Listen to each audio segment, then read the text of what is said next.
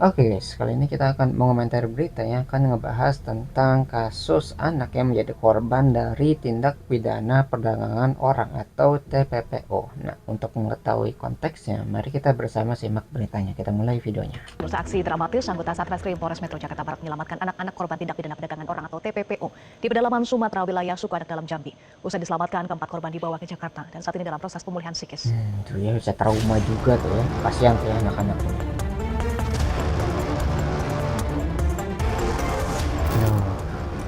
Polres Metro Jakarta Barat menangkap 10 orang dalam kasus tindak pidana perdagangan orang atau TPPO di wilayah pedalaman Sumatera. Upaya penyelamatan anak-anak korban perdagangan manusia tidak semudah dikira. Para petugas masuk ke wilayah pelosok pedalaman hingga sampai ke kampung suku Anak Dalam. Tidak hanya itu, sejumlah orang bahkan sempat mengejar petugas saat mengamankan anak-anak korban perdagangan orang atau TPPO itu. Bahkan kaca belakang mobil pecah karena dilempari batu. Tuh ya. Pengungkapan kasus tindak pidana perdagangan orang ini bermula adanya laporan dari keluarga RZA yang dibawa ibu kandungnya sendiri IJ dari rumah neneknya. Setelah ditangkap, IJ mengaku telah menjual anaknya sendiri sebesar 17,5 juta rupiah. Tuh ya, bayangin tuh mencantumkan harga kepada anaknya sendiri gitu ya. Apakah semurah itu 17 juta gitu seorang anak gitu ya, yang harusnya sebagai seorang manusia yang tidak bisa dihargai gitu ya, nyawa dan badannya, fisiknya gitu ya. Jadi benar-benar sangat miris gitu ketika orang tuanya itu menjual anaknya yang harusnya mereka rawat ataupun mereka didik menjadi manusia ya. Tugas anak RZA telah berada di wilayah suku Anak Dalam Jambi. Sesampainya di sana, petugas menemukan 3 anak lainnya yang merupakan korban TPPO. Total ada 4 anak yang berhasil diselamatkan oleh anggota Reskrim Polres Metro Jakarta Barat, yang kini para korban telah dibawa ke Jakarta untuk proses pemulihan psikis. Ya, proses sedikit sulit, adanya perlawanan, adanya upaya-upaya untuk mengganjal pihak kepolisian untuk mengamankan, menyelamatkan anak ini. Tetapi alhamdulillah dapat diselamatkan 4 orang.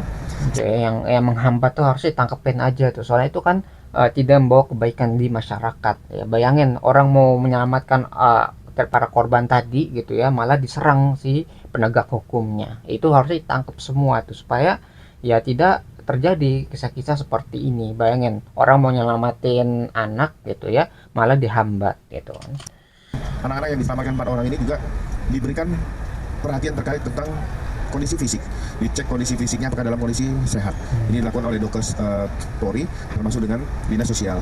Terkait tentang psikis, kemarin disampaikan dari dinas sosial bahwa kondisi psikis 4 orang anak ini sesuai dengan umur dan usianya. Anak-anak ini dalam kondisi psikis yang sudah mulai membaik. Dia bergaul, dia berkomunikasi, dan dia sudah berbaur dengan anak-anak yang berada di penampungan di rumah aman yang ada di dinas sosial. Polisi masih mendalami kemungkinan adanya sindikat perdagangan anak dalam kasus ini. Polisi menyebut praktik serupa diduga terjadi di beberapa wilayah lain di Indonesia seperti kasus Bilkis asal Makassar, Sulawesi Selatan. Penyidik masih menelusuri tujuan penjualan anak termasuk dugaan eksploitasi di daerah pedalaman. Dari Jakarta, Bambang Reginanto, Metro TV. Tuh ya, bayangin kalau misalnya si pelaku tadi berani membayar 17 juta, berarti mereka mampu ngambil keuntungan lebih dari 17 juta. Nah, ini buat apa nih anak-anak ini sehingga bisa dihargai sebesar itu gitu ya. Maksudnya dikasih harga 17 juta itu dijual ke siapa nantinya ataupun diapain anak-anak ini sehingga bisa mengembalikan keuntungan dari bayaran 17 juta gitu. Karena ya 17 juta itu kan nggak kecil lah gitu ya. Dan mereka mungkin dapat keuntungan lebih ketika bisa memperdagangkan si anak-anak ini gitu ya. Itu harus dilacak itu siapa yang menjadi penadah nanti atau mungkin diapain si anaknya sehingga nanti bisa dihentikan gitu ya. Harus cari tahu motifnya apa gitu sehingga si para penjahat ini itu melakukan kejahatan atau tindak kriminal seperti ini ya. Pemirsa, lagi-lagi sindikat perdagangan anak kembali terjadi dengan dugaan eksploitasi di daerah pedalaman. Setelah kasus Bilkis Makassar, kini terungkap jaringan dan modus operandi yang sama hingga polisi menemukan 4 anak korban TPPO. Lalu benarkah ada jaringan besar di balik perdagangan anak? Mengapa daerah pedalaman menjadi lokasi penampungan? Kita membahasnya bersama dengan Kasat Reskrim Polres Metro Jakarta Barat AKBP Arfan Zulkan Sipayung dan Ketua Komisi Perlindungan Anak Indonesia atau KPAI Margaret Aliatul Maimunah. Selamat malam, Pak Arfan dan Ibu Margaret. Selamat malam, Mbak. Ya, kita mulai dari Pak Arfan. Pak Arfan, jika kasus Bilkis Makassar, modus operandinya adalah adopsi palsu. Pelaku berpura-pura iba mengadopsi menjadi keluarga, kemudian membawa surat palsu dan berujung pada permintaan uang. Bagaimana dengan kasus RZA ini? Apakah betul ibu kandung IJ menjual anaknya?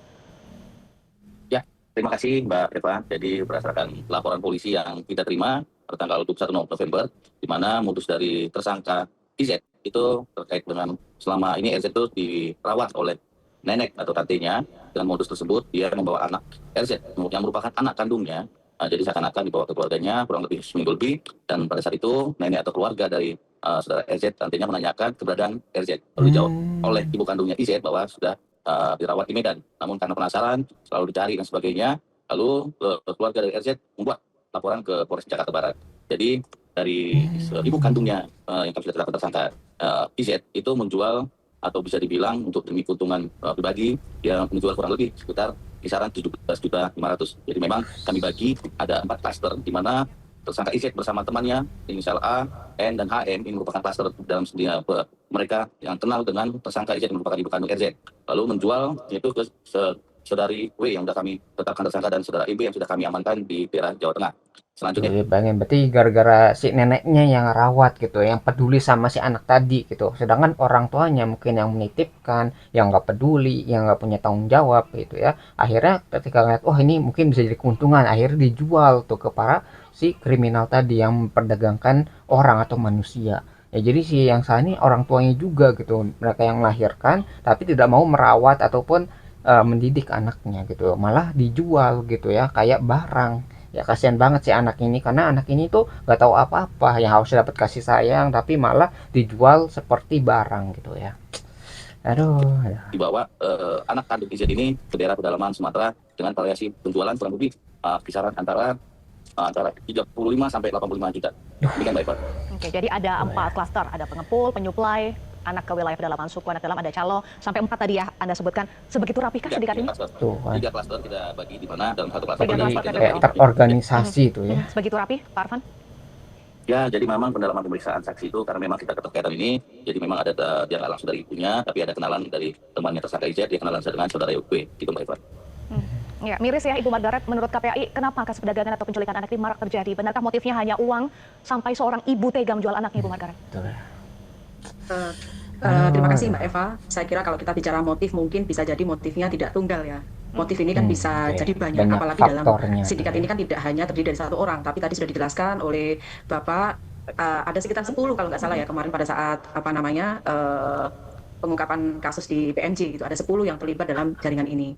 Dan sebenarnya kan ketika kemudian kita mendalami kan juga kemarin ditemukan 4 anak ya pada saat pengungkapan kasus ini, 1 yang dari Jakarta Barat yang memang oleh ibunya tadi, dan yang ketiga ini kan masih pendalaman. Jadi tentu kita nggak bisa mengatakan langsung mengambil kesimpulan bahwa ini motifnya itu betul-betul murni karena soal uang ansih. Tetapi tentu karena ini bicaranya adalah soal perdagangan, tentu juga yang paling mendominasi adalah tentu juga faktor uang. Tetapi kalau kita bicara ya sebenarnya nih, kok bisa kemudian seorang ibu kandung itu bisa menjual anaknya? Ini kan juga itu tentu jadi pertanyaan. saya kira tidak bisa kemudian hanya faktor ekonomi. Apalagi kalau kita melihat kronologinya atau keberadaan dari si anak ini, sebenarnya kan anak ini kebetulan kan tinggal tidak bersama dengan ibunya. Memang dia diasuh oleh neneknya selama ini, dan kebetulan pada saat hari itu ibunya mengambilnya dengan tujuan untuk menjual. Jadi saya kira di sini ini butuh pendalaman saya kira ya Mbak ya. Apa kemudian yang bisa membuat seorang ibu yang harusnya dia itu hadir memberikan perlindungan kepada anaknya, justru harusnya memberikan proteksi anak dari berbagai hal yang membahayakan anak. Kenapa malah justru ibu bisa berlaku hal demikian gitu? Apakah betul karena murni ekonomi atau mungkin pengaruh dari temannya? Kan tadi disampaikan bahwa ini kan berjejaring ada 10 orang tadi, atau anak ini adalah adalah anak yang tidak diinginkan misalnya. Ini kan ada faktor banyak gitu ya. Jadi saya kira ini yang kemudian penting sekali untuk dilakukan pendalaman, karena kewenangan untuk penyidikan tentu ada di kepolisian. Ini kami berharap agar faktor yang menjadi pendorong selain faktor utama ekonomi tadi itu juga mampu diungkap oleh pihak kepolisian. Ya, jadi sebenarnya anak itu udah lahir gitu ya, mau nggak mau ya harus dirawat karena itu tanggung jawab gitu. Kenapa kalian dari awal gitu nggak merencanakan, misalnya kalau misalnya gara-gara dari ekonominya atau dari misalnya psikologi belum siap sebagai orang tua, ya kenapa nggak belajar dulu, kenapa harus membuat anak dulu sehingga anak yang lahir ini itu menjadi korban gitu ya. Jadi anak yang nggak tahu apa-apa gitu ya harus mendapatkan kasih sayang, akhirnya tidak mendapatkan hal-hal seperti itu gitu. Jadi yang bakal jadi korban itu anak tadi yang masih polos dan tidak mengetahui atau tidak punya dosa lah. Jadi mereka yang harus menerima akibatnya gara-gara orang tua yang tidak bertanggung jawab seperti ini. Yaitu banyak kasus, yang nggak cuma 1 kasus ya, ada yang ditelantarkan, mungkin ada yang disiksa, bahkan sampai diperjualbelikan seperti ini. Jadi sangat berbahaya ya sebagai misalnya ngeliat orang tua yang tidak bertanggung jawab yang melakukan kejahatan kepada anaknya sendiri apalagi. Tidak tunggal, tidak hanya motif ekonomi. Bagaimana pendalaman kepolisian Polres Metro Jakarta Barat sudah menangkap 10 orang dalam kasus TPPO ini, Pak Arfan? Ya, Jadi untuk pendalaman, jadi memang tadi disampaikan oleh Ibu dari KPAI, di mana kami mengamankan atau menyelamatkan anak yang merupakan dengan laporan yang kami terima itu adalah dari KZ. Namun dari pendalaman kami sendiri memang yang kebetulan yang pada saat penyelamatan kami menemukan 3 lagi, yang di mana dari pengakuan dari tersangka bahwa anak-anak tersebut bukan merupakan dalam bagian di dalam pedalaman Sumatera yang mungkin bisa dibilang di daerah Jawa. Makanya tadi disampaikan Ibu KPAI bahwa kami akan melakukan pendalaman. Memang untuk terkait dengan ibu dan bapaknya kami harus berkoordinasi ke stakeholder, dan memang pada saat memang usianya pada saat yang kita amankan kurang lebih ada yang 5 sampai 6 bulan, ada 2 orang, dan satu ada umur 6 tahun yang kita selamatkan bersama dengan saudari anak RZ yang merupakan anak kandung tersangka yang kami sudah amankan. Namun untuk pendalamannya sendiri kami akan berkoordinasi terkait dengan asal usul dari orang tua atau ibu kandung atau bapak kandung dari yang 3 yang kami melakukan penyelamatan. Jadi ini kami kerjasama dengan dari terkait dengan stakeholder lain. Selain korban RZA, ada 3 korban lain ditemukan di lokasi penampungan Jambi. Apakah polisi bisa menelusuri kepastian jaringan yang lebih besar dari kasus ini berkaca dari benang merah kasus Bilkis dan RZA? Ya, mudah-mudahan kami juga akan berkoordinasi ke KPAI atau kementerian terkait, dan juga kami selalu laporan ke pimpinan baik dari Polda maupun dari Bariskim. Memang sekarang sudah dibentuk Direktorat PPA atau dan PPO, jadi kami selalu berkoordinasi dengan hasil pendalaman kami. Namun untuk terkait nanti bagaimana selanjutnya, karena memang permasalahan terkait dengan anak status ini bahwa kami masih menyelidiki terkait dengan orang tua kandung dari 3 yang lainnya. Jadi mudah-mudahan dengan kerjasama stakeholder ini, mudah-mudahan terungkap jaringan yang besar yang bisa dibilang TPPO yang di wilayah ataupun di seputaran Indonesia. Fokusnya kan Gitu ya. Jadi karena kejahatannya itu tidak sesimpel seperti ada orang gitu ya terus dijual begitu saja, enggak kayak gitu. Tapi kan harus ada kayak rantainya gitu. Dari misalnya orang yang mau ngejual, terus orang yang mau ngebeli gitu. Terus mungkin ada penghubungnya juga gitu. Nah, ini yang harus dilacak gitu, rantai pemasarannya bagaimana gitu. Sehingga dari anak ini tuh bisa dijual dan bisa dibeli sama si penadahnya gitu ya. Terus nanti dari penadahnya mungkin yang mengumpulkan nanti bisa menyebarkan gitu ya ke orang-orang yang mau ngebeli. Nah, ini juga harus dilacak dari awal sampai akhir sehingga bisa diberantas gitu ya secara menyeluruh sampai ke akar-akarnya. Mungkin kalau misalnya ada ketemu sindikatnya bisa dibasmi gitu sehingga mereka bisa menghilangkan operasinya di tempat lain. Bayangin kalau misalnya orang-orang tadi lolos gitu para penjahatnya, itu mungkin nggak cuma di tempat situ, nanti dia berpindah ke tempat lain dan menyebabkan masalah yang sama gitu ya. Jadi harus dibasmi sampai ke akar-akarnya. Kalau ditemukan bosnya, maka bosnya tadi gitu yang harus ditangkap dan diadili seadil-adilnya ya. Karena ya tadi ya melibatkan seseorang yang tidak berdosa ya, anak-anak ini gitu yang diperjualbelikan, mereka nggak tahu apa-apa, terlahir di dunia harusnya mendapatkan kasih sayang tapi malah diperjualbelikan seperti barang. Aduh. TKPI Jambi diduga ada keterlibatan dari suku anak dalam. Sejauh mana pendalaman terkait dengan lokasi yang menjadi lokus TKP di Jambi ini? Jadi kami pada saat mengamankan baik dari tadi kami sampaikan 3 klaster, memang di pedalaman Sumatera yang kami sampaikan bahwa ini berkait dengan kerjasama dengan Polda Sempat. Jadi kita juga mencari informasi, memang beberapa minggu kami di sana dengan mencari informasi-informasi, dan alhamdulillah kami berhasil menyelamatkan yang menjadikan 1 RT dan 3 yang lainnya. Ini berkat kerjasama dari stakeholder baik yang ada di lokasi di pedalaman Sumatera, begitu. Kalau dari KPAI bagaimana mengawal kasus ini, dan menjadi pertanyaan juga kenapa daerah pedalaman jadi lokasi penampungan, Ibu Margaret? Kalau KPAI sesuai dengan tusinya ya, pengawasan tentu kami harus memastikan yang pertama bahwa anak-anak yang 4 orang anak yang ditemukan itu bisa dipastikan dalam kondisi sehat secara fisik gitu ya. Kemudian nanti juga dipastikan kondisi psikologisnya, termasuk juga terutama yang dari Jakarta tadi, karena kebetulan kan anak ini berada dalam kuasa asuh ibunya, maka tentu karena ibunya sudah menjadi tersangka dalam kasus ini, maka tentu nanti butuh asesmen lebih lanjut terkait dengan siapa dari keluarga terdekat si anak korban yang nanti lebih pas atau lebih baik dan lebih lebih bisa menjadi tempat untuk anak ini nanti di dalam pengasuhannya gitu kira-kira.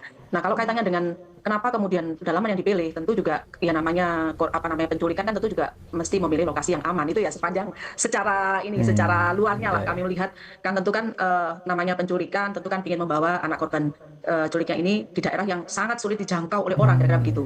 Sangat sulit dijangkau, dan itu kemudian menurutnya pasti cenderung lebih aman gitu ya, karena kan tentu siapa yang akan ini, meskipun polisi juga saya dari KPAI mengapresiasi luar biasa gitu ya, meskipun ini kasusnya terjadi di pelosok pedalaman sana, tetapi polisi masih mampu mengungkap jaringan ini. Saya kira ini luar biasa, dan mudah-mudahan seperti yang tadi disampaikan bisa membuka lebih luas lagi jaringan dari sindikat penculikan ini.